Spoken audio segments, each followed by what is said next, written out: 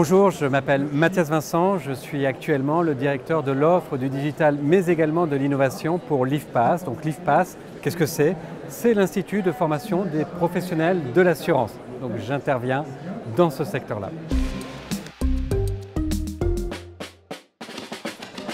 Alors, il y a une raison principale, un moteur important sur ma participation à ce type de salon, c'est rencontrer l'ensemble des parties prenantes, l'ensemble des acteurs de la formation et notamment de la formation du digital.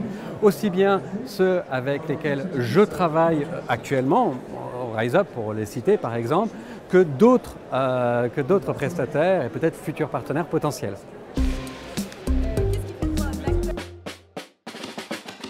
Je pense qu'un acteur innovant n'est pas forcément celui qui produit tout de suite de l'innovation, mais celui plutôt qui s'intègre ou qui s'inscrit dans une démarche d'innovation. Je pense que là, ce qui peut faire de l'IFPAS un acteur innovant, c'est sa capacité à tester des nouveaux produits, à adresser le marché avec des choses qui n'ont pas été faites, en intégrant le fait que ça peut marcher, mais que ça peut passer aussi à côté, et donc en ayant cette capacité à faire de l'itérativité, c'est-à-dire à reprendre ce qui a moins bien marché et à voir comment l'optimiser. C'est cette démarche-là, je pense, qui fait véritablement un acteur innovant. Alors, je dirais que les enjeux, c'est de laisser toute sa place au digital et d'arrêter de l'opposer au présentiel. Le digital va venir compléter le présentiel. Il peut être lui-même avoir sa propre finalité, mais il sera surtout au service du présentiel. Donc la distinction digital-présentiel ne doit plus aujourd'hui être pertinente. Elle ne doit plus exister.